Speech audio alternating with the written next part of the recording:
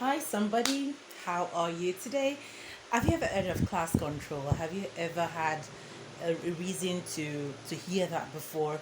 If you are a teacher, especially in the public schools, you definitely would have heard this over and over and over when you have your supervisors come around.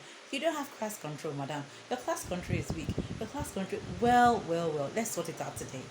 Class control is an integral part of a professional teacher's life. You must have class control. It's essential. Without class control, then hey, what are you gonna do? So class control is one item that begins from the moment you step into the classroom. You have to activate it. And the way you activate it is very important. Every single lesson must have a different approach to activating class control because students must not be able to read through you. I'm going to say this again.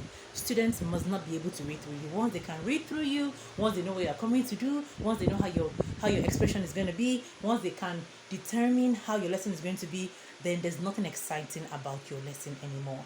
So for this not to happen, you have to have class control and you have to improve on it with every single lesson that you give. Now, how do you activate class control? Very simple. First up, you have to capture their attention, and this begins from the moment you step into the classroom. We traditionally in public schools, we have students get up to greet class time, greet, good morning ma, good morning sir. The moment they begin, they rise up to welcome you into their classroom, that is when you begin to establish class control. And you have to do it as seamlessly as possible.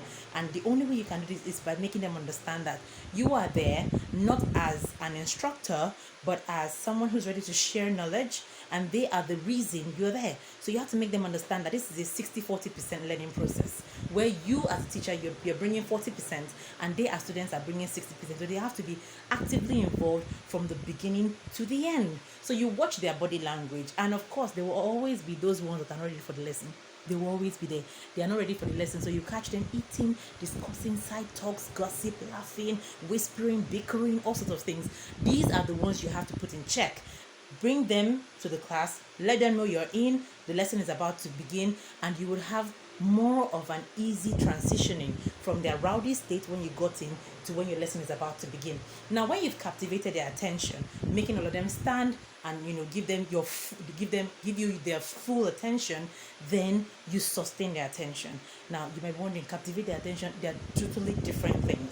Sustaining the student's attention is very, very key because now you want them to know that, okay, I'm here about to start the lesson, but what do you have to give me? Like, what are you bringing to this lesson? I know what I'm bringing, but I want to know what you're bringing. So at this point, they want to know what exactly your game plan is, to get them ready for that lesson. They want to know. Students are exciting, I must tell you. They're I laugh because of the experience I've had with them. They're exciting and they're ready. They're always ready, but they don't just want to be bored. That's something they don't want. They don't want to be bored, and you must have class control. And being boredom is one of the things that class control eliminates completely. So by sustaining their attention, you now introduce a way of getting them into the lesson. Now this could be through affirmations, letting them recite affirmations. This could be through a quick physical activity. This could be through question and answer session to refresh their memory either about what they've learned previously. This could be a short game. Yeah, a short game. And when I say a short game, it can be as short as 10 minutes. 10 minutes is not too much time to put your students ready for the lesson. You could have so many ways that you can sustain their attention and make them know that, okay, lesson time is here. And once you are done with sustaining their attention, you now engage their minds. Engaging their minds means make them put hand to book, make them put hand to work. So get them physically engaged, either through taking down notes or a quick class schedule activity or a quick exercise where they have to put their mind to work. And this can be done either as a group or as a role or as an individual, or as you can divide the class into gender, either male and female, going competitively, healthy competition, to be emphatic, competitively against each other. So these are smart ways as a 21st century teacher to effectively carry out your lesson, especially when you have a large population you're working with. When your population is already barging into three figures, then you know that you have to put in so much strategy to make sure that it works fine. So I hope this is going to be useful for somebody today. Make sure you're cheerful, make sure you're prepared. It's a new week ahead, and don't forget to like and subscribe. Happy week ahead. Bye.